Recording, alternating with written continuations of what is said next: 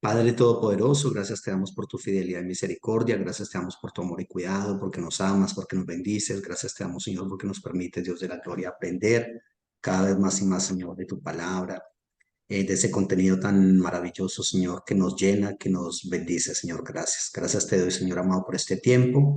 En tu presencia, en tu mano estamos, Señor amado. Gracias, Señor, porque tú nos levantas, nos fortaleces, nos alientas. Que tu gracia, tu misericordia, Señor, sea sobre nosotros. Gracias porque nos permites aprender. Ayúdanos, Señor, también a interiorizar lo aprendido, a colocarlo en práctica, a enseñarlo también a otros, Padre. Para tu gloria y honra, gracias a Dios. Amén.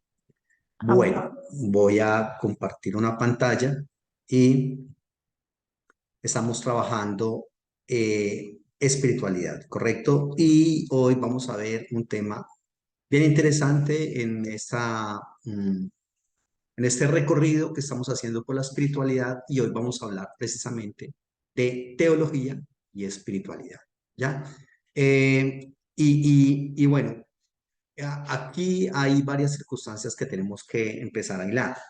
Nosotros sabemos que uno de los grandes problemas, y que lo hemos mencionado varias veces en este curso, es cómo unificamos la vida profana y la vida teológica. De hecho, aquí ya hay algo, en la mera manera en que se está mencionando esto, ya hay un inconveniente fuerte, porque, porque no es correcto decir vida profana y cuando hablamos de vida profana es la vida que no es espiritual, que no es sagrada, que no es litúrgica, que no es la vida de la iglesia. Y la verdad es que hacer esa distinción entre esos dos asuntos no es sano, no es recomendable, ni es bíblico, ni es ético, ni es espiritual. No hay una vida profana y una vida espiritual o una vida religiosa o una vida teológica. No la debería haber, pero sí la hay. Y allá hay un problema muy serio, porque lo que pasa es que nosotros no estamos viviendo, digamos, eso que se enseña y que se vive en la iglesia, no lo estamos enseñando afuera. De hecho, nosotros también hemos escuchado muchas veces, y uno mismo cae en ese error de decir, o decir de uno mismo, yo trabajo de tiempo completo para el Señor, o yo trabajo solamente medio tiempo para el Señor porque yo soy bivocacional. Hemos escuchado permanentemente eso es craso error. Uno no puede hacer una distinción entre vida secular o profana y vida teológica, ¿correcto? O vida espiritual, religiosa, no. No podemos hacer esa distinción. Y en la medida en que nosotros continuemos haciéndola, la distinción, vamos a seguir cayendo en los mismos problemas, ¿ya? Pero bueno, infortunadamente a nosotros se nos reconoce, como habíamos dicho en clases anteriores, por una vida ascética, por ser abstemios, por mucha oración, mucha lectura de la Biblia, por una jerga que a veces es pseudo espiritual, sierva, el Señor te bendiga, bendecida para bendecir, con mucha guerra espiritual, muchas canciones, pero también somos bastante conocidos por no aparecer en los aspectos más fuertes de la sociedad, los más álgidos, las crisis de la sociedad, donde está ese espiritual, ese cristiano espiritual, no, tampoco está, ¿ya? Entonces, en cuanto a la espiritualidad y la teología, se cree que el oficio del teólogo es tan coherente con la fe que el teólogo no sentirá ese repercutir en su existencia, esa dualidad que intentan o que experimentan la mayoría de cristianos. Es decir, la gente piensa que los que estamos acá metidos en este asunto de la teología, de pronto tenemos muchas cosas resueltas, ¿correcto? Sobre todo, por ejemplo, en esa dualidad de la que estamos hablando, ¿no? Y la teología realmente no es una inyección, una vacuna en contra de esa dualidad. De hecho, incluso puede llevarnos a ser mucho más duales en esa parte, ¿correcto? De fusionar la teología con la espiritualidad, porque en la actualidad y en el cristianismo de base es algo bastante fuerte esa distinción que hay entre teología y espiritualidad, porque como se cree por una parte que la espiritualidad es, repito, orar, ayunar, hablar en lenguas, la unción, echar fuera demonios, hacer guerra espiritual, correcto, la danza santa, la risa santa, etcétera. Y por el otro lado, eso de la teología, eso no, eso es por allá, ya lo dijo la Biblia, la letra mata, el espíritu vivifica, ya. No tenemos necesidad de que nos enseñen todas las cosas porque el Señor mismo nos enseña, ¿no? Nosotros lo que necesitamos, Biblia, oración, ayuno, ya para de contar. Entonces, se cree que de pronto el teólogo no tendría digamos, como esa dualidad y que nosotros sí de una u otra manera superamos enormemente esa distinción que se hace entre espiritualidad y teología, ¿correcto? Entre vida en la iglesia y vida fuera de la iglesia. Reitero, eso es como lo que se tiene como en la mente de la gente. Pero la verdad es que si se cree eso, pues esa es una visión muy idílica, muy idealista del oficio del teólogo, ¿correcto? Eso es una ilusión porque realmente en la realidad no es así. Si hay una persona que tiene una lucha constante entre esos dos aspectos de teología y espiritualidad, es precisamente el teólogo, muchísimo más que cualquier otra persona. Porque el teólogo se hace preguntas y ve las cosas de una manera que estoy seguro que el resto de la iglesia no se las hace, ¿ya? Y sufre, el teólogo sufre. Ustedes están estudiando teología y le cuento una cosa, o sea, el teólogo es una persona que sufre muchísimo. Y a mí me han preguntado varias veces, los estudiantes tienen como esa tendencia a preguntarle a uno, no sé cómo lo verán a uno, y la pregunta me la han hecho siempre, profe, ¿eres feliz? Y yo tengo que decir siempre, no, no soy feliz. No soy feliz porque ¿cómo voy a ser feliz cuando veo toda esta corrupción que me enferma y que me daña? ¿Cómo voy a ser feliz cuando veo estos 8.000 personitas que mueren de hambre al día? ¿Cómo voy a ser feliz si el ser humano, porque la teología lo capacita y lo catapulta a uno para enterarse de todos esos asuntos? ¿Cómo voy a ser feliz cuando este ser humano quiere destruir este universo a costa de lo que sea? Correcto, lo importante es tener más concentración de riqueza y de poder. ¿Cómo voy a ser feliz frente a una politiquería tan asquerosamente cochina, sucia? No, realmente no soy feliz. Y entonces, y eso no es para decir, ay, tan chévere, vea como dice el profesor, ay, vea, eso sí es tener una buena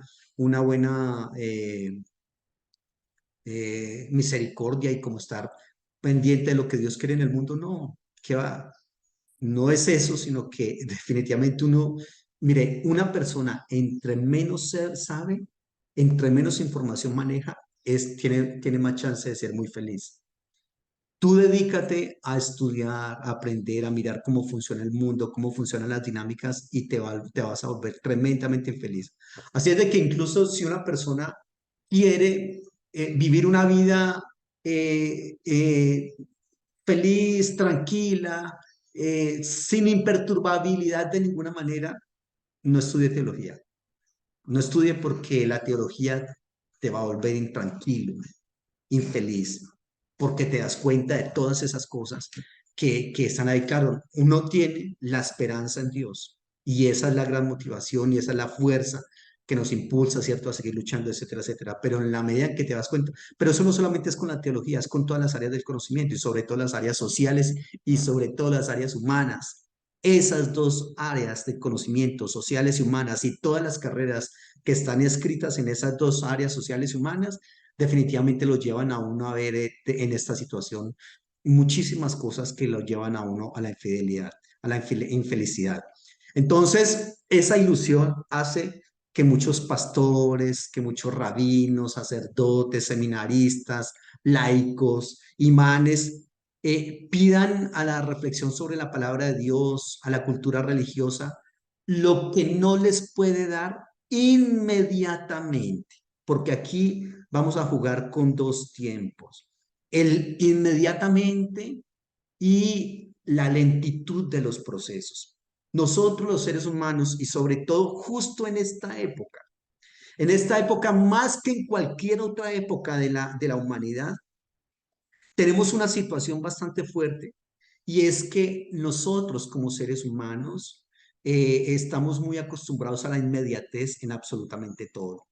Inmediatez en las comunicaciones, inmediatez en el saber, inmediatez en la película que me quiero ver, inmediatez en las relaciones, ¿correcto? Y resulta que con Dios la inmediatez no va. Con Dios los procesos no se acortan. Y entonces la gente se estrella de una manera muy fuerte porque, reitero, la gente quiere hacerlo todo ya, en la inmediatez. Y eso no, y pasa incluso a los líderes religiosos y espirituales que quieren que esa reflexión que se hace desde la teología y que fusiona esa teología con espiritualidad, con cultura religiosa, se dé inmediatamente. Y olvídese, no se va a dar inmediatamente. Entonces estas personas imaginan ingenuamente que la teología es un camino real para unificar la vida en el encuentro con Cristo. La teología se cree, reitero, que es un camino real para unificar la vida en el encuentro con Cristo.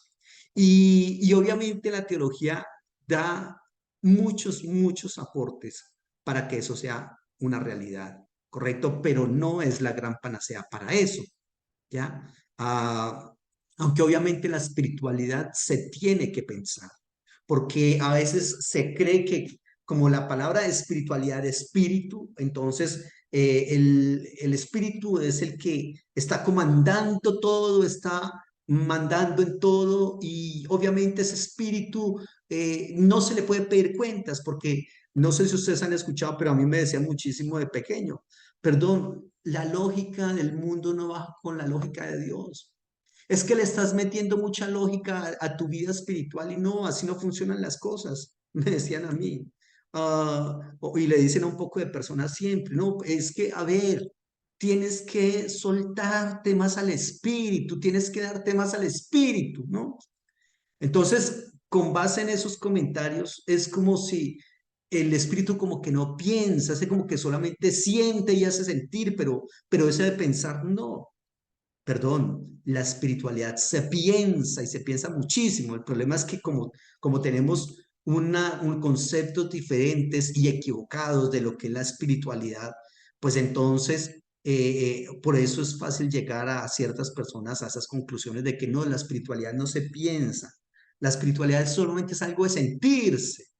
No, la espiritualidad, claro que se tiene que pensar permanentemente. Espiritualidad, como estamos hablando acá en este curso, que es una espiritualidad de la cotidianidad, ¿correcto? La espiritualidad del trabajo, del ocio, el descanso, del alimento, de las relaciones de pareja, decíamos, de la sexualidad, del trato con el otro, en fin, en todos esos ámbitos cotidianos. Allí está la espiritualidad y obviamente yo tengo que pensar cómo es que expreso esa espiritualidad en todos esos asuntos. Entonces,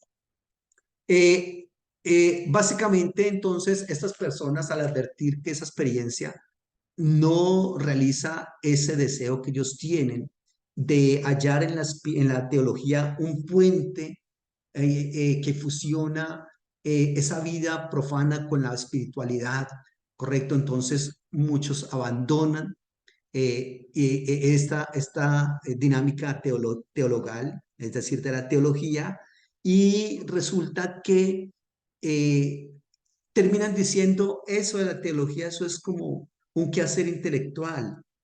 Eso incluso ni siquiera es una actitud cristiana. Es increíble cómo la gente piensa que teología, eso de la teología, eso ni siquiera es como cristiano, eso más bien es como satánico. Sí, porque es que eso pone en duda todo, eso pone en duda desde la palabra de Dios para adelante. Pone en duda es que hasta la inspiración, pone en duda los relatos bíblicos, pone en duda, no, eso como que más bien es como más bien tirando al satánico. Muchas veces ha pasado eso. Y para el colmo, muchos hay como una fuerza que divide al teólogo del cristiano de base, al teólogo del pastor de la iglesia. Muchos estudiantes me comentan que por estar estudiando teología, el pastor los empieza a ver como con sospecha, como un peligro para ellos. Y muchas veces el teólogo se constituye entonces en enemigo del, del, del líder espiritual, del pastor, del rabino, etcétera. Eh, Porque infortunadamente también el teólogo, por otro lado, infortunadamente para algunos, ¿no? El teólogo empieza a pensar cosas, a cuestionar, pero esto por qué se está haciendo así, pero no es como lo más adecuado, y por qué no lo hacemos de esta otra manera, etcétera. Y entonces empieza como un antagonismo bastante lamentable, que no debería darse, pero que se da. Y que si bien es necesario que se den esos aspectos por cosas que les diré más adelante, pero también sería muy bueno que como que se intentara minimizar esa parte, ¿no? Minimizar, porque por lo menos aquí en América Latina, en Colombia, se ve, reitero, como con mucha sospecha el que estudia teología y incluso se habla de él como no, esa persona está muerto espiritualmente. No, es un cristiano carnal. Siempre tirándole como mucho pensamiento a todas las cosas. Incluso muchas veces se ve ese pensar las cosas como algo pues, que eso no es equivocado, que no es correcto. Ya, entonces, estas personas, reitero, terminan como desmotivándose de la teología, diciendo eso es un quehacer más como intelectual y esto que es espiritual como que no va con eso de allá. Entonces dejemos a esa gente allá, correcto, nosotros sigamos orando, ayunando, haciendo guerra espiritual, que eso es finalmente porque perdón, es que en el infierno no valen, y usted y yo hemos escuchado muchas veces eso. A ver, es que los demonios no tiemblan. Cuando se les dice, es que tal teólogo dice que, pero a esos demonios vaya y menciónele la sangre de Cristo. Vaya, mencióneles el poder del Espíritu Santo y verá que ahí sí tiemblan y entonces eso es lo que hay que buscar. Unción, poder, ¿correcto? Eso de la teología no sirve cuando se le presenta un demonio. Yo no sé si a ustedes les han dicho eso, pero a mí me han dicho cantidades de veces eso. A ver, y se le presenta a una persona endemoniada y usted qué va a hacer? Le va a recitar entonces las teorías de Calvarro, que entonces, obviamente, porque siempre se tiene un estrecho concepto, reitero, de espiritualidad, de unción, de, de relación con Dios, de espíritu, ¿correcto? Entonces allí todo eso obviamente da para esa parte. Doris Beltrán dice, lo viví cuando les dije a los que eran mis pastores que iba a estudiar teología, me, me dijeron que la letra mata. Sí, sí, se da muchísimo. Ah, yo he sido tan perseguido por esa situación que muchas veces incluso ni siquiera digo que soy teólogo. El problema es que eso lo delata uno. Lo delata uno porque obviamente una persona cuando empieza a hablar, usted escucha hablar 5 pastores o 10 y entre ellos hay un teólogo y la diferencia es enorme, enorme. Para bien o para mal dirán algunos, ¿no? Entonces uno mismo se delata cuando empieza a hablar. Pero claro, ese es uno de los conceptos que allí la letra mata. Obviamente son textos que están mal interpretados, ¿correcto? Porque cuando habla de que la letra mata, el espíritu vivifica, no se refiere a la letra, a la teología y el espíritu. Entonces, al hablar en lengua, asunción, sanar enfermos, resucitar muertos, no, se refiere a otra cosa totalmente diferente. Entonces, ahora, por otro lado, sí hay que tener en cuenta algo y es cuando Jesucristo le dice a Tomás, Tomás, mete tus dedos, tus manos acá en mi costado, en mis dedos, etcétera, en mis manos, etcétera, pero, y dice, bienaventurados los que no vieron y creyeron. Pero fíjese que el texto está diciendo es bienaventurados, y la palabra bienaventurado significa dichosos, ¿correcto? Dichosos los que no vieron y creyeron. Y genial, sí, realmente es espectacular cuando una persona no necesita ver, ni necesita corroborar algunas cosas, ni necesita como más información, sino simplemente lo que está ahí, no es que ahí está claro, pero ¿qué más le vamos a añadir a eso? ¿correcto? Pero hay otros que decimos, no, yo sí quiero saber, yo sí quiero leer, yo sí quiero como investigar qué es este autor, qué es el otro, qué es el de más allá. Y desde esa perspectiva, sí hay este texto que dice, el mucho estudio es fatiga de la carne, sí, sí, eso sí es totalmente cierto. O sea, bien por lo que el Señor le decía a Tomás, bienaventurados los que no vieron ni creyeron, espectacular, se ahorran una cantidad de tiempo, se ahorran una cantidad de lecturas. Yo leo absolutamente todo el día, todos los días. Ese es mi trabajo, leer, leer, leer, leer, leer, leer. ¿Correcto? Y obviamente, sí, a veces es mucho estudio, tremendamente estudio. Para decir una cosita así, curiosamente lo que yo les digo aquí, una cosita aquí, una frasecita, para uno decir una frase pequeña, uno tiene que saber tener un soporte teórico muy grande detrás de esa frase, ¿correcto? Entonces, claro, el mucho estudio sí es fatiga de la carne, eso sí es obvio. Bien por los que no necesitan, digamos, decir o saber todo eso para llegar a la misma conclusión cuando se lee de tal manera amó Dios al mundo que ha dado a su Hijo unigénito para que todo aquel que en el que no se pierda no tenga vida eterna. Lo que pasa es que, reitero, no todos aprendemos de la misma manera y no todos nos conformamos con eso. Entonces, una persona, un cristiano de base en la iglesia o un pastor puede decir, pero a ver, es que ¿qué se le estudia ese texto? Si ahí está clarito. Mire, ahí dice, de tal manera amó Dios al mundo que ha dado a su Hijo unigénito para que todo aquel que en él cree no se... Pero hay otros que dicen, no, pero un momento, pero es que Dios, ¿cuál Dios? ¿Cuál es el nombre de ese Dios? ¿Cuáles son los atributos de Dios? No, yo sí quisiera saber cuáles son los atributos de Dios. Y dice que amó Dios al mundo, pero perdón, ¿mundo qué es? Mundo es todo el sistema de cosas creadas, pero mundo también es esa gente que no conoce de Dios frente a los que sí la conocen, ¿correcto? Pero mundo tiene una connotación positiva y otra connotación negativa. ¿Correcto? Y cuando me dice amó Dios al mundo, a ver, es que amó, pero ¿de cuál amor estará hablando allí? ¿Qué palabra estará allí en el griego? ¿Será eros, filial, estorges, ágape? ¿Cuál de esas palabras está ahí? Porque es que le comento que hay varias palabras en el griego. Hay gente que necesita todo ese soporte teórico para llegar a la misma conclusión que llegó al otro. Sí, definitivamente, de tal manera amó Dios al mundo que ha dado a su Hijo unigénito para que todo aquel que en él cree no se pierda, sino que tenga vida eterna. ¿Me explico? Entonces, eso ya depende es por cuál camino se quiera ir usted, por cuál camino.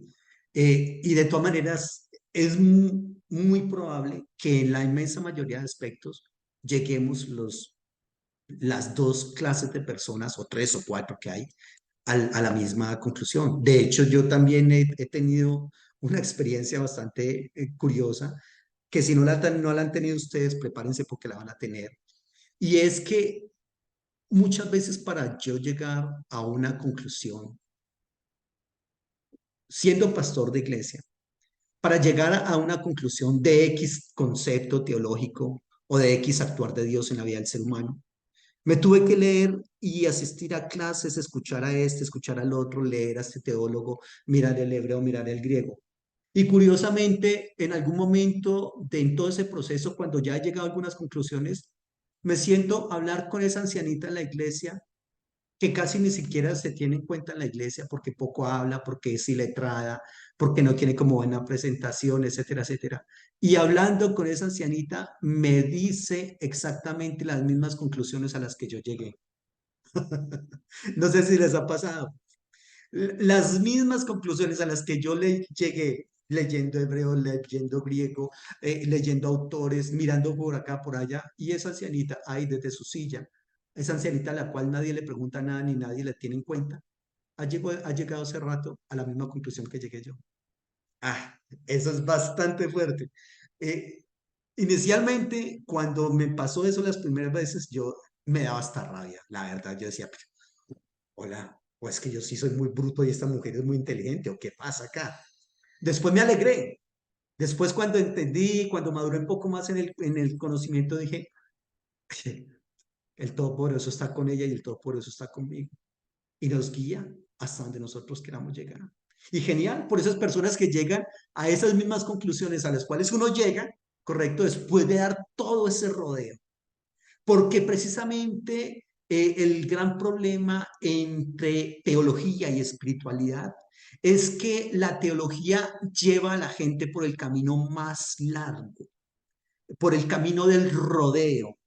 El rodeo, ¿cuál es ese rodeo? El rodeo es el pensamiento, es ese pensamiento, es ese intelecto que hay que construirlo.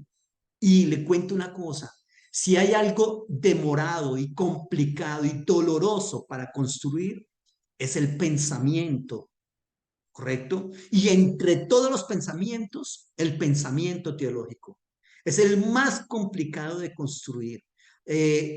Porque, por ejemplo, el pensamiento, digamos, de un ingeniero, de un arquitecto, el profesor les dice, hoy vamos a aprender las diferentes estructuras metálicas para fundir una columna para un edificio de 10 pisos. En fin, y les dice, vea, está esta teoría, está esta otra, está esta otra, está esta otra.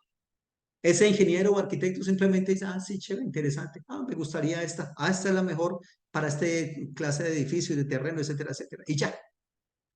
Pero ese conocimiento que está adquiriendo está de acá para allá. Mientras que cuando una persona estudia teología, los pensamientos y el conocimiento que recibe lo mueve acá dentro de él, en sus estructuras, en su ética, en su moralidad, en su espiritualidad, en su epistemología, en la manera en que ha venido construyendo, en sus creencias. Y eso es bastante doloroso tener que decir, caramba, estaba equivocado. Estaba equivocado. Todo lo que yo he creído hasta el momento, o mucho de lo que he creído hasta el momento respecto a este tema, hombre, estaba equivocado.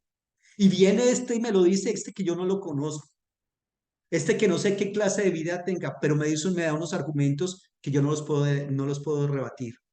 No sé cómo, no tengo herramientas para rebatirlos. Y si estoy honesto intelectualmente, pues creo que tengo que asumir esos pensamientos y esa información que me está dando esta persona. Pero entonces en ese proceso hay una crisis muy grande porque el ser humano siempre necesita estar aferrado de algo, estar agarrado de algo. ¿Y de qué me agarro yo?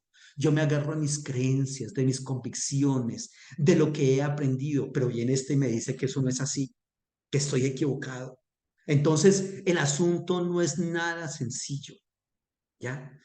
Y la persona, usualmente el líder de la iglesia, el pastor, el rabino, el sacerdote, etcétera, necesita ya, necesita construir ya, porque es que necesito dar una enseñanza el domingo para mañana, por la mañana. Y perdón, estamos en miércoles o estamos en viernes.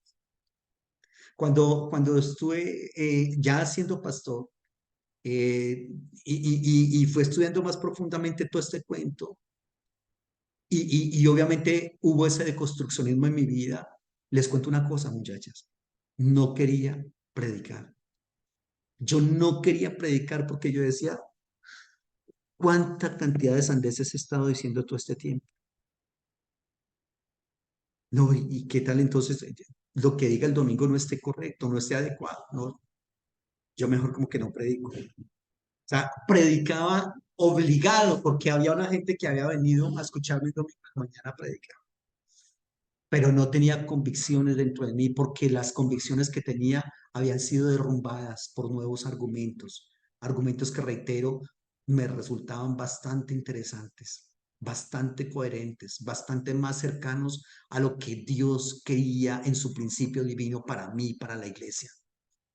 Pero resulta que como tenía otros principios que estaban siendo destruidos, entonces no tenía seguridades en mi vida. Y les digo una cosa, esas seguridades, incluso en este momento, es muy poco lo que he logrado construir. Es muy poco lo que he logrado construir porque también curiosamente pasa algo y es que cuando tú sabes mucho de un tema, sientes que no sabes nada. Sientes que no sabes nada. El que no sabe de un tema muy fácilmente le dice a otro, uff, yo sé bastante de ese tema. Cuando una persona te diga, yo sé bastante de ese tema, dice, no sabe nada. Porque el que medio sabe de un tema siempre va a decir, soy un ignorante, soy un ignorante. Y no lo va a decir para que el otro diga, ay, este tipo sí es mucha humildad, es la humildad pasta, vea todo lo que sabe y dice que no sabe nada, ¿no? Y si este es que sabe tanto, dice que no sabe nada, ¿cómo estaré yo? No, es que realmente cuando una persona sabe de algo, se da cuenta que lo que ignora es muchísimo más de lo poquitico que sabe, que el conocimiento en esa área es una cosa así grandísima y que lo que yo sé de esa área es una cosa así pequeñísima. El mero hecho de que usted se ponga a leer esos libros que ojalá usted esté hojeando, esos libros que yo les envío para cuando iniciamos cada una de las materias, oiga, usted empieza a leer esos libros y dice, definitivamente hay gente que sabe mucho, pero mucho, mucho de ese tema, ¿correcto? Y uno apenas balbucea en ese tema. Entonces allí hay una situación bastante fuerte. Entonces, la espiritualidad y la teología definitivamente sí pueden ir de la mano y deben ir de la mano, claro que sí. Y una debe enriquecer a la otra, ¿correcto? Pero es un proceso lento, es un proceso que se da después de muchos rodeos, después de mucha construcción de conocimiento respecto de esos temas. Entonces, por lo general las personas que se desencantan de la teología porque no los llevó inmediatamente a una práctica más adecuada de la espiritualidad, terminan sin comprender cómo todo este andamiaje científico sirve a la maduración de la palabra de Dios en sí y sirve a la práctica de una espiritualidad.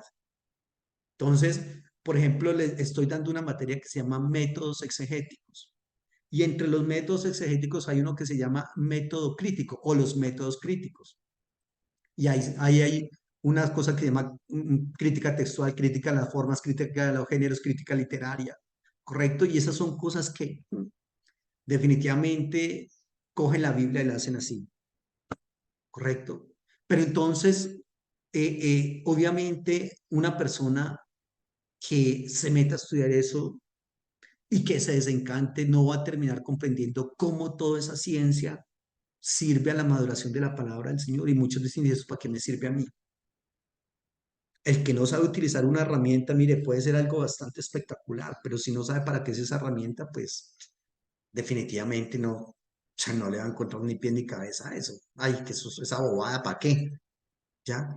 Entonces eso pasa muchísimo con la teología respecto a la espiritualidad.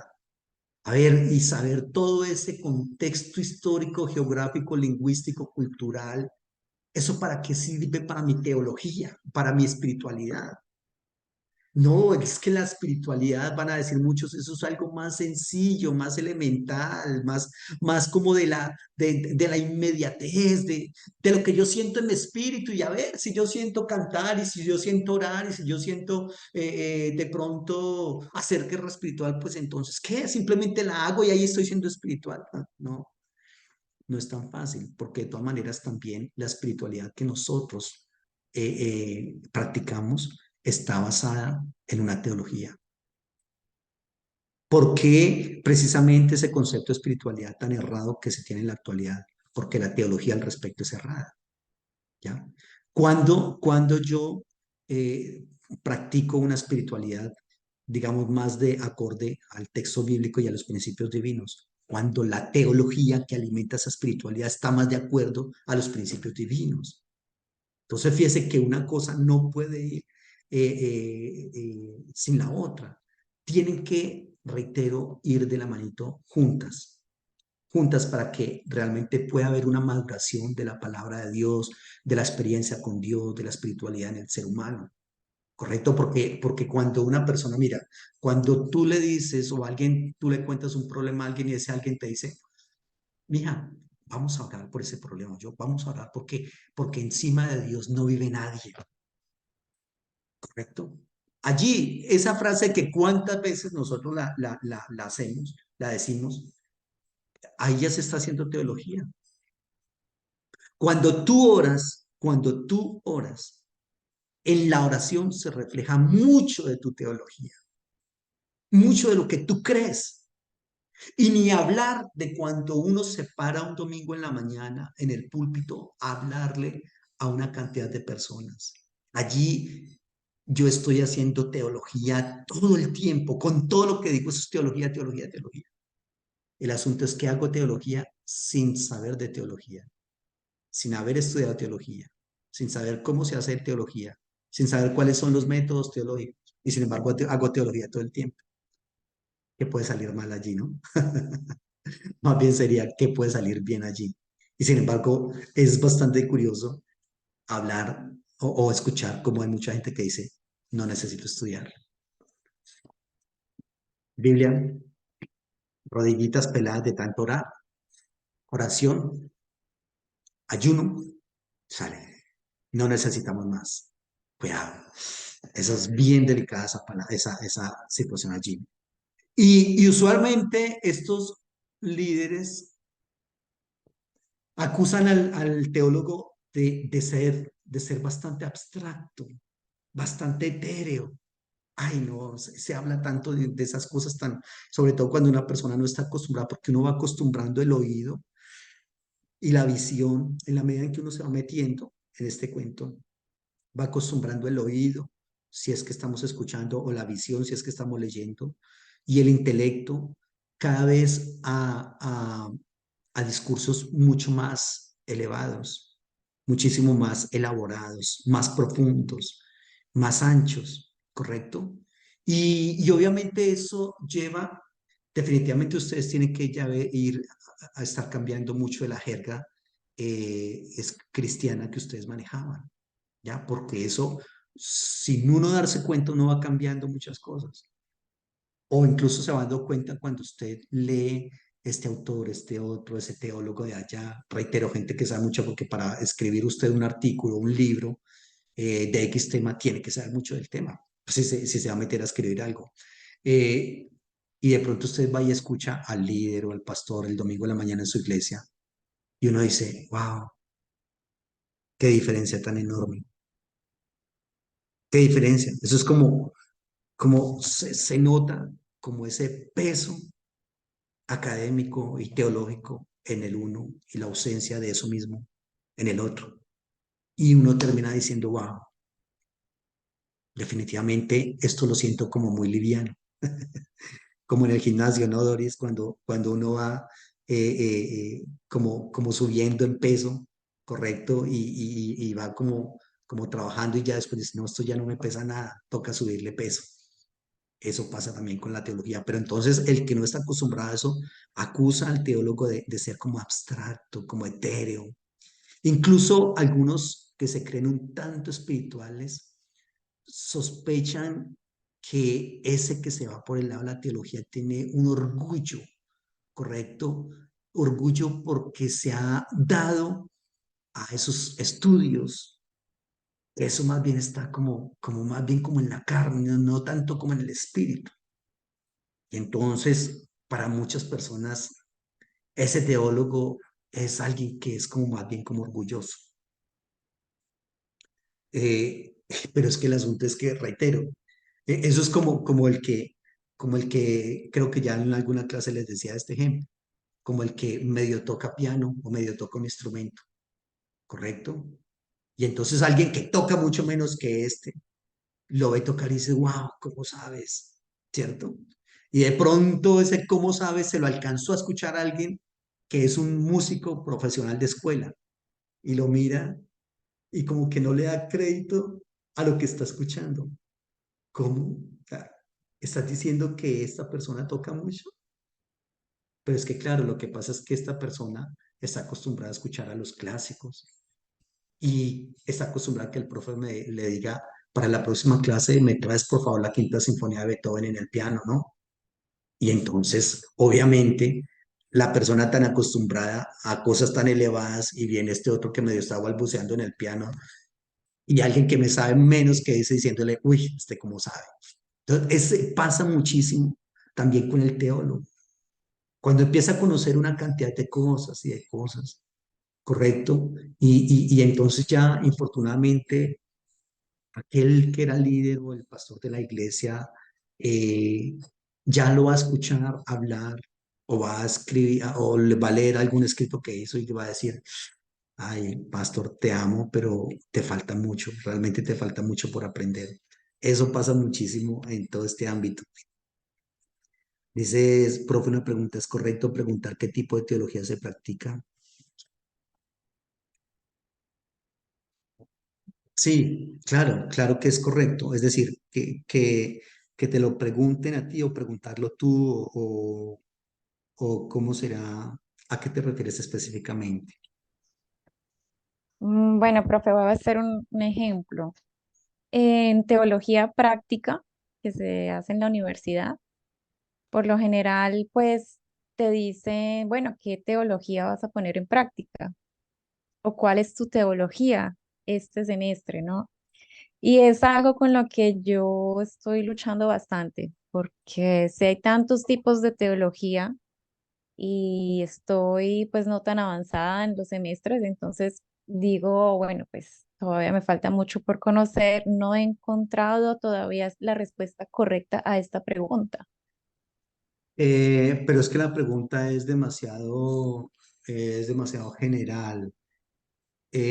Allí, o sea, esa pregunta te la hace el mismo docente,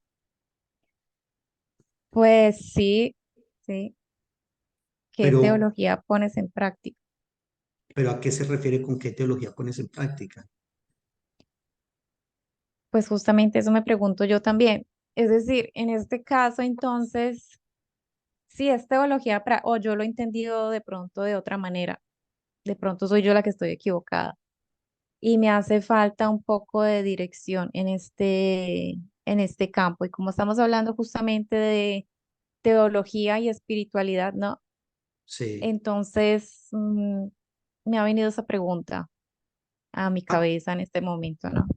A ver, te comento una cosa, independientemente de quién sea la persona que te hizo la pregunta.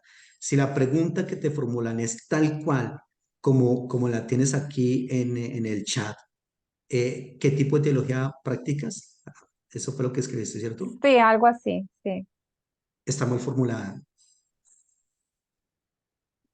Es ¿O decir, cuál es tu teología o la teología que vas a practicar de pronto este semestre, ejemplo? ¿cuál es la teología que vas a practicar este semestre? ¿En qué sentido? O sea, de pronto, si a mí me preguntan, ¿qué corriente teológica tienes? Eso ya es diferente. Por ejemplo, yo puedo Ok, decir, sí, ¿qué corriente teológica tengo? Yo puedo decir, la mía es conservadora, otro dirá la mía es liberal, otro va a decir la mía es como medio progresista, etcétera. O la mía es una teología conservadora, pero no ultra conservadora, sino más bien conservadora tirando como un poco al liberal. Eso ya es diferente, pero ok. qué teología practico? Perdón, ¿de qué me estás hablando?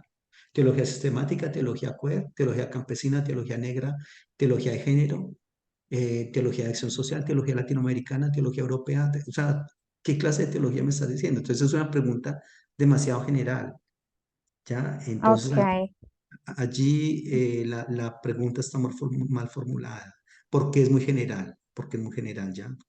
Como son tantas ya. teologías, tengo que ser un poco más específico con esa persona.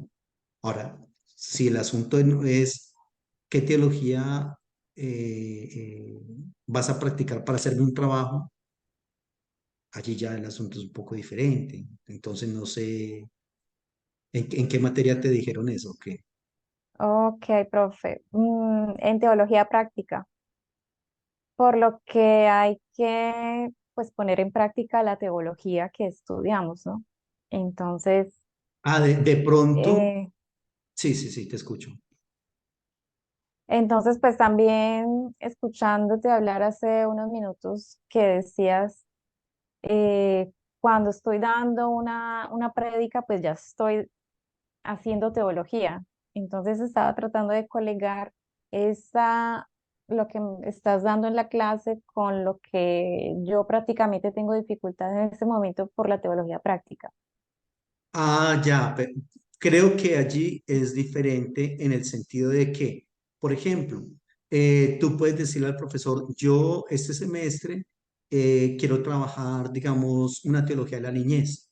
es decir, voy a trabajar con niños, ¿correcto? O, Ah, perdón, yo quiero trabajar este semestre, me interesa mucho la teología del deporte, profe. Entonces yo me quiero como enfocar en eso. O alguien dirá, yo quiero trabajar la teología del cuerpo. ¿Ya? Entonces me voy a ok, dedicar a la teología del cuerpo. La teología del cuerpo tiene una cantidad de cosas espectaculares. Por ejemplo, yo quiero hacer una investigación, profe, este semestre en teología del cuerpo respecto a las cirugías estas cirugías de belleza, ¿cómo se llaman? Estas cirugías de estéticas. plásticas, ya. Eh, sí, cirugías estéticas, de la liposucción, ¿qué dice la Biblia de eso? ¿Qué dice la Biblia? O si puedo sacar una enseñanza de la Biblia de un implante mamario o un implante en la cola. Y yo quiero dedicarme a eso, profe. Sí, eso ya es diferente. Me imagino que él se Ah, refiere ya, como a eso. ya. Otro dirá, Sí, pienso que sí. otro dirá, profe, yo quiero trabajar este semestre con la tercera edad. Quiero trabajar entonces teología con los ancianos, ¿ya? Ah, Teología ya, gerontológica. ya. Se trabaja eso. Otro querrá decir, profe, yo tengo un grupo de parejas allí, se reúnen en mi casa, etcétera. Yo voy a trabajar eso, voy a trabajar entonces teología del matrimonio o de la relación de parejas, etcétera. Allí ya es diferente, ¿sí? Ok, Saliendo so, de la teología ya, práctica, básicamente es eso, o sea, todas esas prácticas de la teología. Otro ya. dirá de pronto, no, yo tengo allí un grupo de estudio en la casa y yo este semestre les estoy dando teología sistemática. Entonces estamos viendo estas y estas temáticas de la teología sistemática, ¿correcto? Entonces ya Mm, es lo que es lo que les voy a dar. Entonces creo que es como por ese lado, según me dices, esa parte. ¿Listo? ya, profe, gracias por la aclaración. Sí, con gusto y gracias por la pregunta. Bueno, entonces... eh, se, se acusa muchas veces a este personaje de pronto ser un poco orgulloso. Y efectivamente también hay gente que el conocimiento nos lleva a envanecernos y que tenemos que tener muchísimo cuidado con eso, mucho cuidado con eso. Eh, Reitero, sobre todo cuando uno no tiene un conocimiento vasto. Con la teología pasa lo que pasa con las otras ciencias. O sea, poquita ciencia te aleja de Dios. Mucha ciencia te devuelve a Dios. Entonces pasa eso también. Por otro lado, también hay una situación y es que no todo el líder de una iglesia, no todo el pastor de una iglesia está dispuesto a estudiar y a adquirir nuevos conocimientos. No, eso es bastante fuerte. Yo estoy en grupos de pastores y he estado siempre en grupos de pastores allí y las cosas que uno ve son bastante fuertes. Todo pastor considera que sabe mucho y efectivamente tienen unos conocimientos. El asunto es que son conocimientos empíricos, pero son conocimientos, ¿ya? Y es muy complicado. O sea, de pronto el pastor sabe mucho de Biblia, sabe recitar muchos textos bíblicos, hila este con este otro y con este otro, y hace todo un sistema allí, etcétera, pero poco sabe de lo que hay detrás de esos textos. Poco sabe de las ciencias bíblicas. Él no puede hacer una exégesis bíblica, ¿correcto? Él no sabe como mucho de las reglas de la hermenéutica a menos que las haya estudiado y mucho menos aplicarlas al texto bíblico. Entonces, todo eso hace que el que pronto sabe y maneja esos temas sea visto como con cierta sospecha, como diciendo, este tipo tiene como ciertos ínfulas de grandeza y todo ese asunto. Entonces, todo eso es bastante complejo en este aspecto de la teología. Y obviamente eso va a dar lugar al nacimiento, que es un nacimiento muy peligroso, de un espíritu crítico dentro de la misma iglesia. Entonces, curiosamente, la teología, que debe ser un aporte para una vivencia más adecuada de la espiritualidad y que de pronto se tiene en la mente que sí debe ser así, en la práctica termina como en ese divorcio entre teología y espiritualidad, ¿correcto? Y porque de todas maneras también el aporte del teólogo a la vida, digamos, de espiritualidad, curiosamente no es una ética no es una ética más elevada. No porque yo sea teólogo, entonces voy a tener una ética más elevada que los otros de allá. Y tampoco porque el pastor, por ser pastor, tampoco va a tener una ética y una moralidad más elevadas. Por ser teólogo, mi aporte a la iglesia no es de una espiritualidad o de una fe mucho más genuinas y más férreas, no, no. Hay teólogos que no tienen fe, hay teólogos que no ven una espiritualidad como la más adecuada, así como también hay pastores y líderes que no lo tienen. Entonces, eso no es, digamos, como como algo que es así, definitivamente, porque como estudió teología, entonces tiene que tener una ética, una espiritualidad, una fe espectacular, o como es pastor y ora y ayuna y predica todos los días, entonces tiene que tener una ética, una espiritualidad. No, es muy fácil conseguir en una iglesia un cristiano de base, como la ancianita de la que les contaba ahora, que, que, que es mucho más espiritual y que tiene una ética y una moralidad más elevadas. Eso es muy, muy común encontrarlo en una iglesia. Y el asunto es que sí se lleva a un espíritu crítico de los unos para con los otros en el corazón mismo de la iglesia. Y eso es triste y es bastante lamentable. La verdad es que ni el teólogo sobra, ni que se va por el lado del ayuno, de la oración y la guerra espiritual tampoco sobra. Los dos son tremendamente necesarios en todo este proceso, ¿ya? Entonces, termina muchas veces criticándosele a la teología de inutilidad pastoral. Eso. Finalmente, estas personas vienen aquí a la iglesia para que yo les diga, hoy les dé una nueva motivación, una nueva esperanza a ustedes, sea por cuáles sean los problemas que estén pasando. Tienes problemas en tu hogar, con tu hijo, con tu esposo. Ten la seguridad de que Dios está viendo y lo más importante, está actuando en favor tuyo. Eso que tú estás viviendo es simplemente para perfeccionar tu carácter, para que aprendas a ser cada vez más como Dios, pero eso pasará.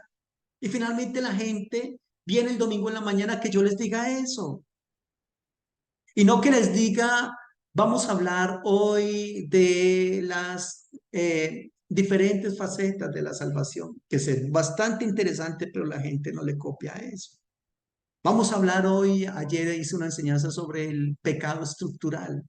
Les comento, quiero comentarles del pecado estructural hoy, pero son cosas que realmente, reitero, a la inmediatez de pronto no responde, pero a largo plazo bendigo y amo a mi Señor por permitirme experimentar esa parte así de la teología respecto a cómo el Señor ha venido fundamentando mi vida, las seguridades. Y claro, entiendo que hay personas que llegan a esas mismas seguridades y a ese mismo fundamento de vida por otros medios, por otros caminos, y llegan ahí. El camino que el Señor escogió para mí, que creo que el Señor fue el que lo escogió y que yo he sabido cómo transitar, no de la manera más adecuada, pero ahí vamos, es el de la teología. Alguna vez creo que les comentaba, o no sé si fue con ustedes, conocí un pastor en mi adolescencia, hace muchos años, cuando tenía como 15 años, 20 años. Y es un hombre que tiene un discernimiento espiritual muy fuerte. Dios le muestra todo lo que hay en la vida de las personas y todo ese asunto. Y él muchas veces intentó como enseñarnos a nosotros como familia y ministrarnos lo que llamaban ministrarnos en esa época, etcétera, etcétera. Y realmente Dios le mostraba muchas cosas íntimas de uno. Y me lo encontré el año pasado. Después de como 20 años, me lo encontré, estaba visitando a mis papás porque es muy amigo de la casa, pero yo no había vuelto a saber de él ni él de mí. Y dialogamos y todo ese asunto. Y me dijo, ¿qué estás haciendo, Luis Carlos? Y yo le dije, no, pues soy docente universitario, estoy dictando clases de teología, etcétera. Y él es pastor. pero él no ha estudiado teología, digamos así, ni nada de ese asunto. Y, y él en la charla me decía que pues que no le copiaba mucho eso la teología y todo ese asunto. Y me decía, pero yo te veo a ti muy maduro, te veo a ti como muy centrado, como muy, ¿qué pasó? ¿Cómo llegaste allá? ¿Qué fue? Y yo le decía, la teología. La teología a él no le funcionó, pero a mí me funcionó y me funcionó bien. De tal manera que él reconocía, oye, Luis Carlos, has cambiado enormemente. Yo me asombro cómo eras y cómo has estado y lo ubicado que estás, cómo hablas, cómo respondes, etcétera. Seguramente él en la vida, él es mucho mayor que yo. Él me seguía viendo de pronto como así como todo díscolo. Y bueno, pero entonces todo eso lo que le comento es que si Dios te tiene a ti para que te vayas por el lado de la teología, porque la teología no es para todo el mundo tampoco, vete por ahí, vete por ahí y lidia con esos temas por allí, correcto. Y si crees que puedes lidiar con esos conceptos teológicos, ánimo, mucho ánimo. Y no, realmente la teología no es algo inútil para la pastoral que nosotros damos. Yo soy pastor también y yo pastoreo con base en la teología. Otro pastorea con base en la experiencia, reitero, en el ayuno, en la oración. Mija, para ese problema vamos a orar y vamos a ayunar. Yo sé que Dios va a romper esas cadenas, etcétera, etcétera.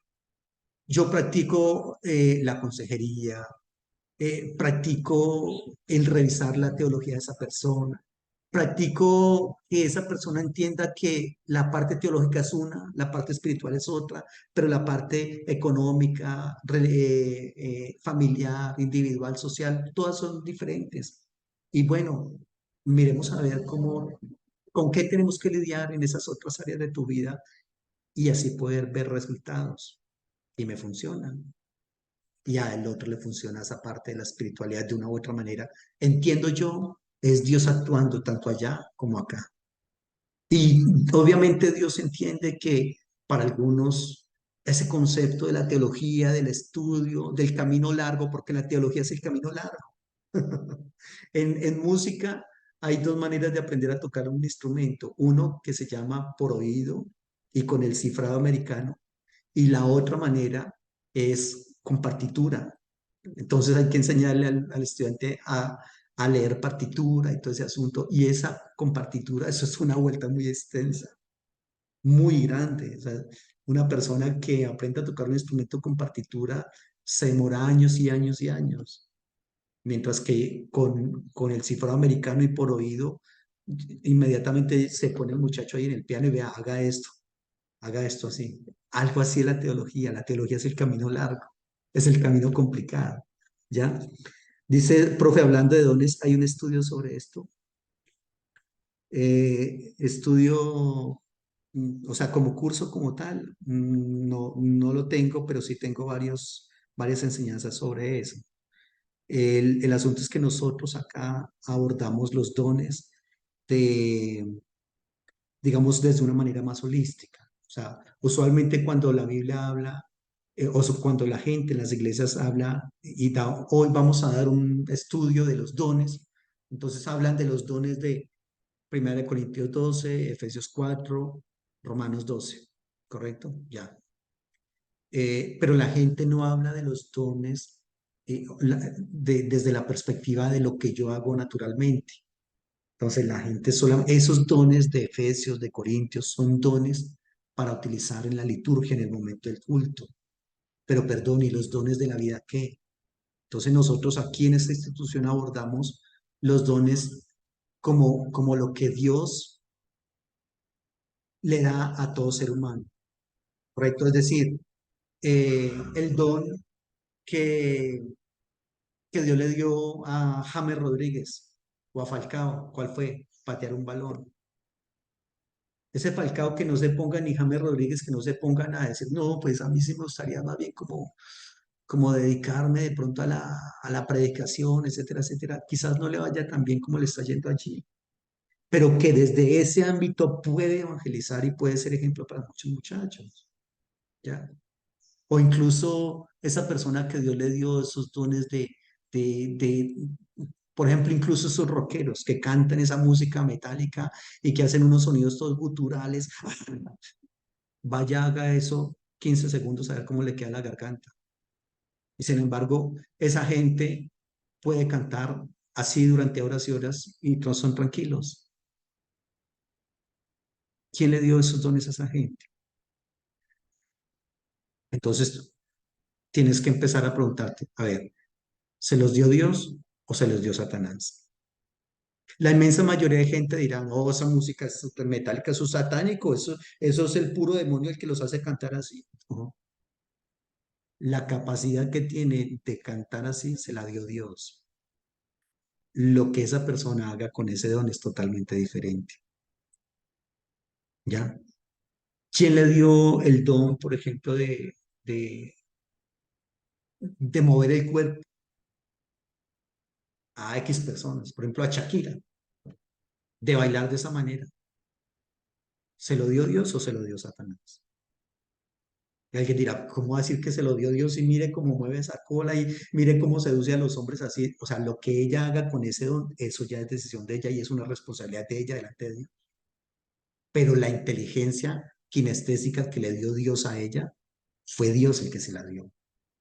Entonces aquí lo que se pretende es hablar de que los dones no son solamente esos, hablar en lenguas, hacer milagros, sanidades, misericordia, etcétera, sino que hay otros dones, el de ser ingeniero, el de ser albañil, el de ser constructor, el de ser montallantas, el de ser un cirujano. Esos dones también los da Dios.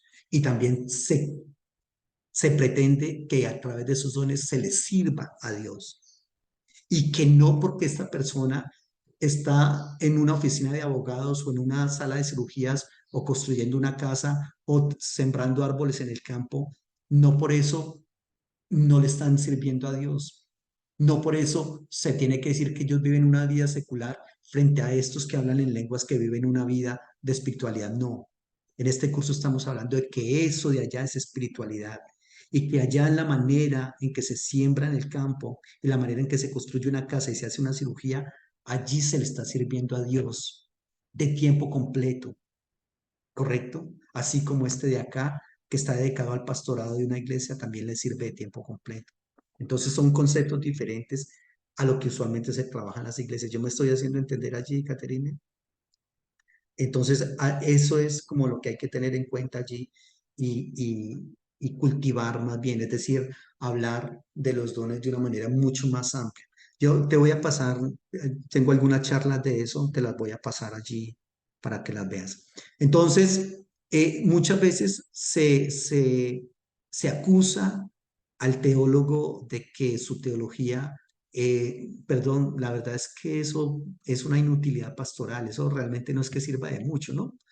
Entonces, y muchas de estas personas dicen, perdón, la iglesia lo que necesita es pastores celosos de la sana doctrina, laicos obedientes, no tanto espíritus temerarios, altaneros, no tanto gente que se atreva a desafiar nuestro dogma y decir, a mí me parece que ese dogma no está como tan adecuado con el principio divino y que debería cambiársele ABC, porque eso es lo que hace usualmente el teólogo. ¿Ya? El teólogo lo que hace y el gran aporte del teólogo a la espiritualidad, a la iglesia, es el soporte teórico de las grandes verdades de los principios divinos establecidos ahí en el texto bíblico, fuera de él, ¿correcto? Es ese soporte teórico. Ese es el gran aporte del teólogo para los otros. No más espiritualidad, no una fe más genuina, no una, de pronto una liturgia mucho más comprometida, mucho más cercana a lo que debería ser una liturgia adecuada. No, el teólogo lo que hace es proponer ese aporte teórico, epistemológico, ¿correcto? A las creencias, a las prácticas que se hacen dentro de la iglesia. Pero eso es espectacular.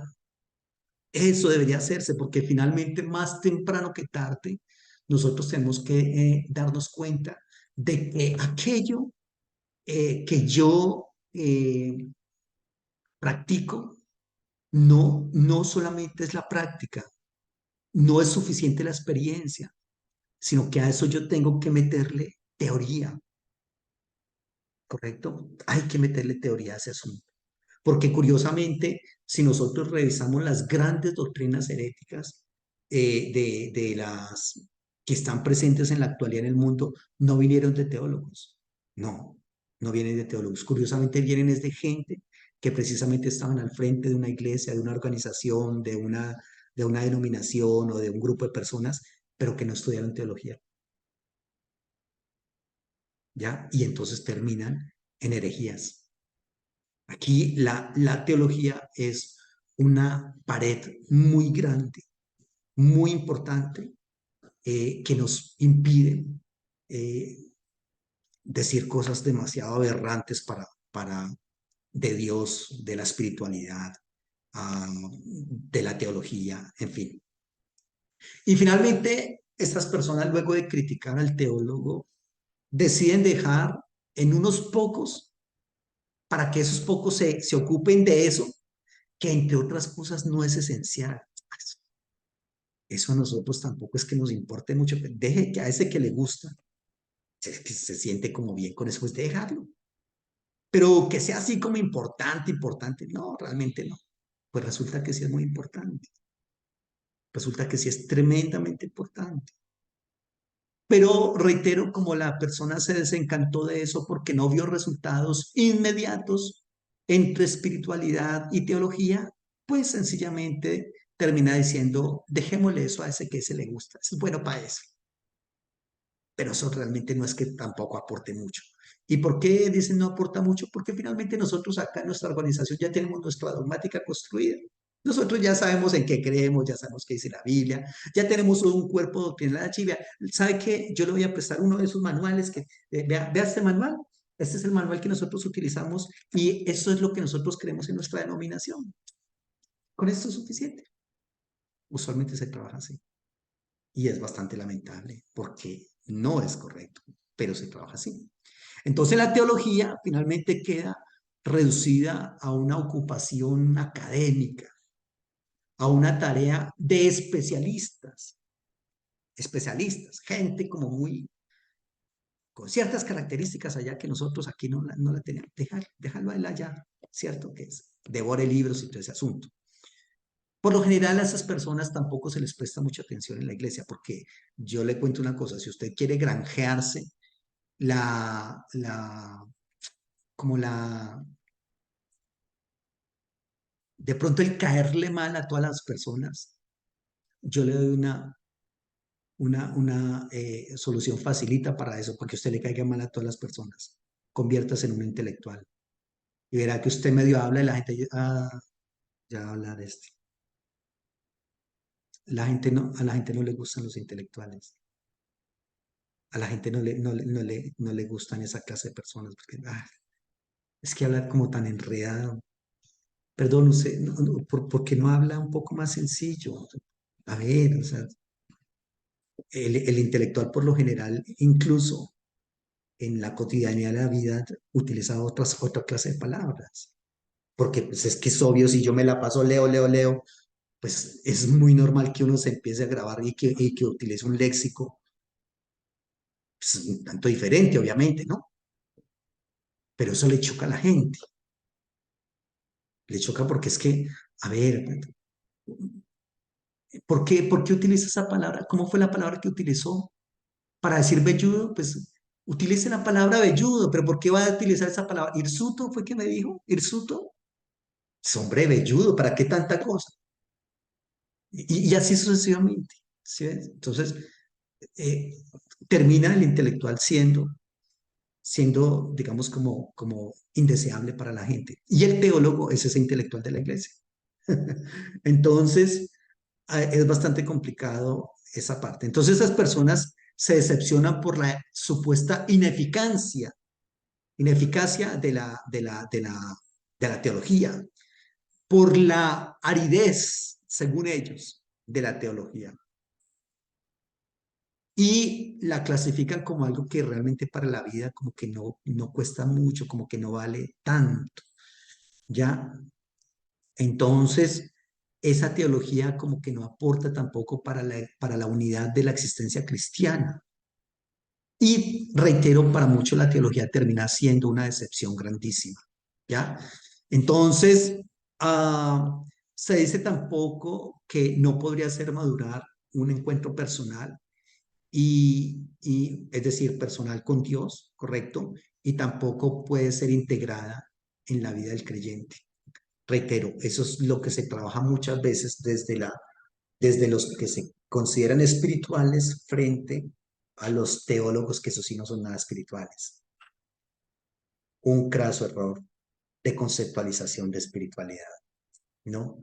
Y un craso error de, de, de saber realmente qué contiene la teología y qué contiene por el otro lado la espiritualidad, siendo que deben ser unidas en una sola, ¿ya? Entonces, mucha gente encuentra en la teología que no puede ser integrada en la vida del creyente, ni que tampoco puede ser integrada en la vida de la iglesia.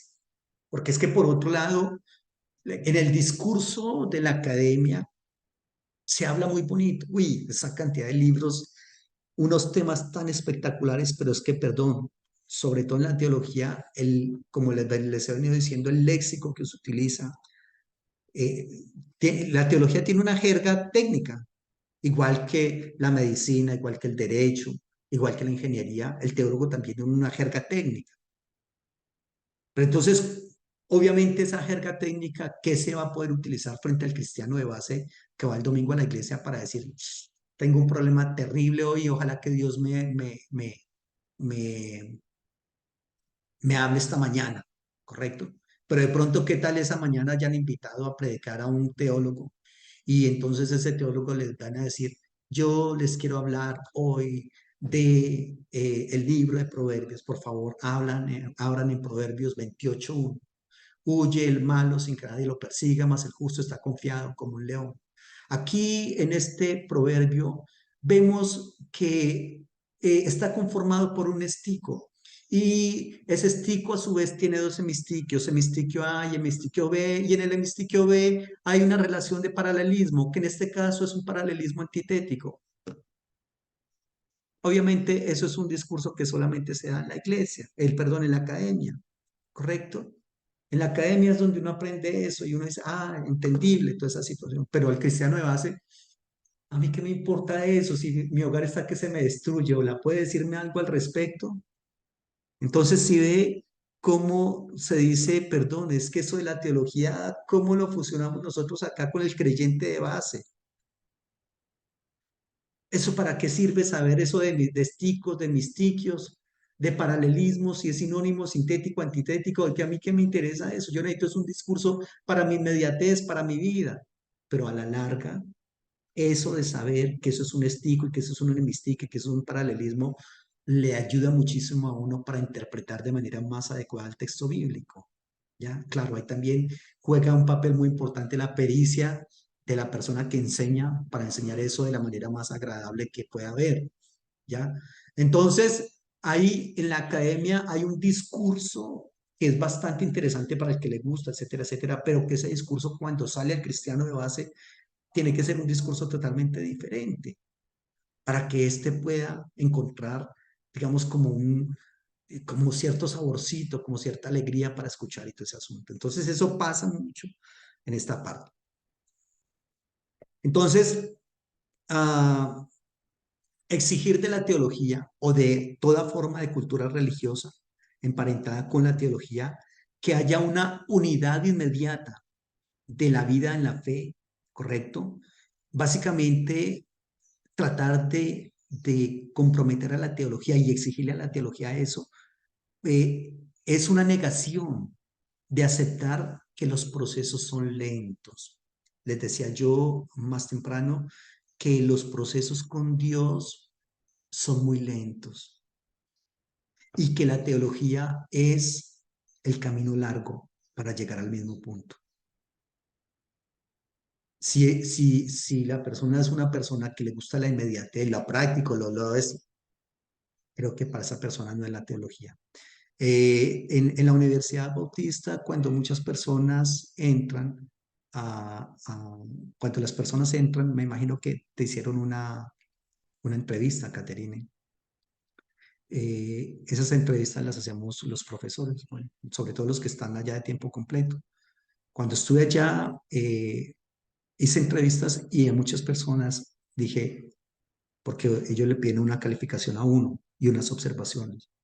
Y varias veces dije, no recomiendo a esta persona que estudie teología, no la recomiendo. Porque uno solamente hablando con una persona, uno dice sí puede o no puede con esto, lidiar con todo esto. Y efectivamente también puse muchas veces que la recomiendo digamos, como con ciertas reservas, porque esta persona va a tener muchos problemas en el estudio teológico. Y efectivamente, primer semestre de una hecatombe para esa persona. ¿Ya? Entonces, eh, no para todos es la teología y no para todos es solamente esa vida de experiencia y tras experiencia, sin ningún soporte teórico. Y no para todos es esa vida, porque hay gente que necesita el soporte teórico. No, perdón, yo necesito saber. ¿Hay algún autor que hable de eso que está pasando en el culto de hoy? Yo quiero leer ese autor. No todos aprendemos, reitero, de la misma manera.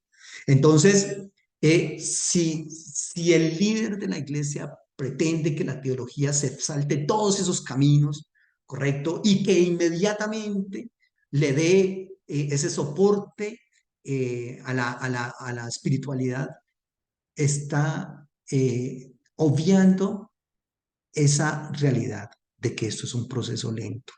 Con Dios los procesos son lentos, lentos. Y para una persona que está acostumbrada a la inmediatez de las redes sociales, es bastante complicado eso. Entonces, la teología lleva a Cristo mediante un rodeo grande. ¿Cuál es ese rodeo? Reitero, el pensamiento. ¿Por qué el pensamiento?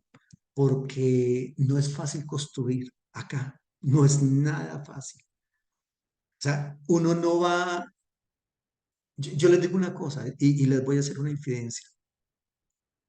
Mire cuánto tiempo yo llevo en este asunto. Llevo, pero dedicado a esto, dedicado, llevo unos 25 años. Y hasta ahora yo estoy entendiendo cosas que leí hace mucho tiempo, correcto, que escuché, y hasta ahora las voy interiorizando y diciendo, de razón esto, de razón lo otro, lo de más allá. Y eso que las entiendo y las he ido asimilando porque no soy solamente teólogo, sino que soy profesor de teología. Porque una cosa es ser teólogo, haber estudiado teología, correcto, y decir, sí, ve, aquí está mi cartón, aquí está mi diploma, pero otra cosa es practicar esa teología. El que más practica esa teología, es decir, el ejercicio de construir teología, pues obviamente es el profesor de teología, pues porque tiene que estar todo el tiempo maciándole a ese asunto. Usted fácilmente ve en las oficinas pastorales el cartón de teología del pastor, pero uno lo escucha predicar y uno dice, bueno, ¿dónde está la teología allí? ¿Ya? Pero porque en la pastoral uno va teniendo otros ejercicios, otras dinámicas, se va a ir como perfeccionando en otros conceptos diferentes que no se perfecciona cuando está metido en la teología. Y en la teología se perfeccionan cosas que no están metidas allá. En la teología yo, reitero, le doy una clase de hebreo, de griego, sin mirar apuntes, sin nada, etcétera, etcétera. Correcto, pero por la práctica ya, la práctica. Mientras que ese otro que está allá, pero es que, a ver, yo, ¿qué le digo que esta palabra en el hebreo y en el griego al cristiano que viene el domingo en la mañana a escucharme? O sea, es como bastante como maluco, como fuera de orden, dice mucho, ¿no? De hecho, las predicaciones muchas veces suena muy odioso cuando una persona dice, el hebreo dice qué, el griego dice qué, correcto, eso para, ya va a empezar con su griego y con su hebreo. Suena muy odioso para muchas personas. Entonces la teología lleva a los seres humanos a Cristo, a la espiritualidad, mediante ese rodeo grande, largo, extenso, complejo, complejo. No es nada sencillo. La construcción de pensamiento no es nada sencillo. Y entonces en ese rodeo es donde el teólogo obtiene fuerza en sus argumentos para responder a cuestiones que inquietan a los cristianos contemporáneos. Por Dios, es que, a ver, yo leo este libro, El arte de la narrativa en la Biblia. Ah, lo leo, listo. Yo no leo, por ejemplo, nada sin tomar apuntes. Yo siempre tomo apuntes. Ah, bueno, me lo leí tomando apuntes y todo, preparando, entonces, 1, 2 días, 3 días, una semana, etcétera, etcétera. Pero ¿sabes cuánto se demoró este caballero para escribir este libro? Se demoró años y años y años, muchísimos años. Eso, cuando lees un libro, es espectacular porque tú estás leyendo como las conclusiones a las que llega una persona después de muchos años y años de estudio de esa materia. ¿Sabes cuántas veces dictó esta materia este señor que se llama José Martínez de hermenéutica bíblica? ¿Sabes cuántas veces dictó esta materia hermenéutica bíblica en universidades, en seminarios, para después decir, yo como que tengo material para escribir un libro? Fueron cientos de horas de estudio, de lectura, de reflexiones, de dictar clases y volver a reflexionar, de decir esto se puede hacer de esta manera, esto se puede hacer de otra manera. Y cuando yo leo este libro, yo estoy bebiendo todas esas conclusiones a las que llega esta persona después de tantos años de estudio. ¿Ya? Pero esos son argumentos que no se construyen en un día, en un año, ni en 2, ni en 3 años. Esos son argumentos que se demoran y se demoran en construir, que usted dice, los mira cuando usted tiene 20 años, los mira de una manera, cuando tiene 30 y 40 años, los mira de otra manera, ¿correcto? Y entonces es en ese rodeo tan grande que se obtiene esa fuerza en los argumentos para responder a las cuestiones que inquietan al cristiano de base de la actualidad. De ahí que sea tan importante todo esto, pero tan complicado también, ¿ya? Entonces, ahora, por otro lado, esos argumentos, ese análisis, ese pensar y repensar, todo eso tiene su raíz en la disociación que hay entre su vida profana y su vida de fe. Porque el teólogo está también así, entre esos dos aspectos. El teólogo está entre Dios y el hombre, entre la vida secular, que llamamos secular, que no es correcto, pero es la realidad, entre la vida secular y la vida de fe, ¿ya? Y él mismo dividiéndose, mirando cómo es la práctica dentro de la iglesia y cómo es la práctica allá afuera. Y todo eso lo va facultando a él para construir esos argumentos. Entonces, por eso yo le recomendaría hoy y digo que sería muy útil. No sé si hayas conocido un libro que se llama Elogio de la Locura, de Erasmo de Rotterdam. Elogio de la filosofía, que también lo hicieron. Sería muy bueno utilizar o emprender el elogio de la teología, porque realmente es muy, muy importante esa tarea teológica, ¿ya? Porque esa ciencia es bastante inconfortable, no confortable, inconfortable para la sociedad, para la religión o para la persona que la practica. Realmente la teología lo saca a uno de ese confort, de ese sofá en el cual uno está cómodamente relajado allí, viendo cómo pasa absolutamente todo frente a mis ojos. El teólogo llega un momento en que dice, ojo, no puede ser así, no puede ser así. Y se levanta, abandera ciertos procesos y dice, vamos para adelante. Entonces, en la resultante de todo eso es que hay un aporte muy importante para la espiritualidad desde la teología. Entonces, esa teología unifica en el hombre los diversos dinamismos que tiene con miras a algo, a una obra, a un trabajo que se tiene que emprender, ¿correcto? La teología unifica todas esas diferentes dinámicas del ser humano en ese que quiere emprender la teología, ¿correcto? Porque, entre otras cosas, el teólogo no repite una tradición, no. El teólogo no es alguien que vuelve a decir, que repite hasta lo más mínimo las palabras de los líderes o de lo que se dijo anteriormente. A ver, ¿cómo funciona este asunto? Claro, uno primero lee y se llena de lo que otros han dicho.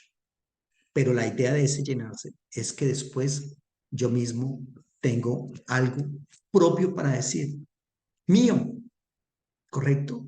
Entonces, usualmente en los primeros semestres de las universidades, entonces uno lo que hace es darle al estudiante, por favor, lea esto, lea esto, lea esto, lea esto. Y ya con el correr del tiempo, entonces el estudiante va a decir, perdón, pero recuerde que Karl Barth dijo que, a lo cual yo le digo al estudiante, ¿y qué dices tú? ¿Qué piensas tú?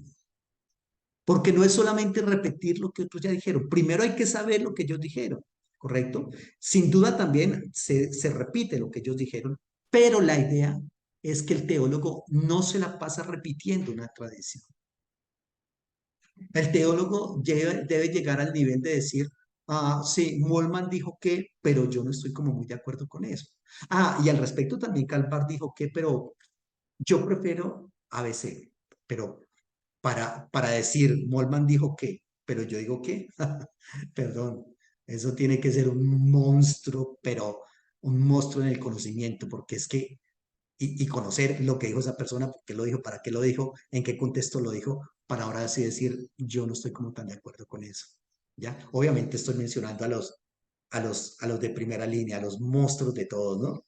Y ahí para abajo estamos todos los demás mortales. Pero entonces, el teólogo no es solamente uno que repite y repite hasta el cansancio lo que otros han dicho allá en el pasado, porque también por otro lado, el teólogo, mm, pues el tiempo que me tocó vivir a mí es muy diferente a lo que tuvieron que vivir ellos, ¿ya? Entonces yo tengo que darle una respuesta a la realidad que me tocó vivir a mí específicamente, hoy, en este momento, ¿ya? No a lo que otros han vivido, porque ellos ya vivieron lo que tuvieron que vivir, ¿ya? Mi, mi, mi contexto es diferente, es particular, es único, es único.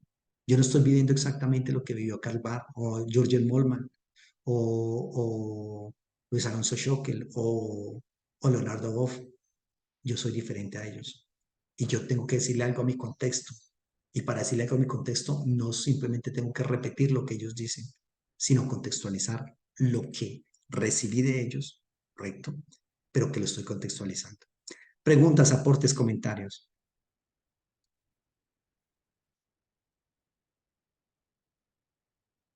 ¿Está claro lo que hemos estado hablando hoy? ¿Es entendible?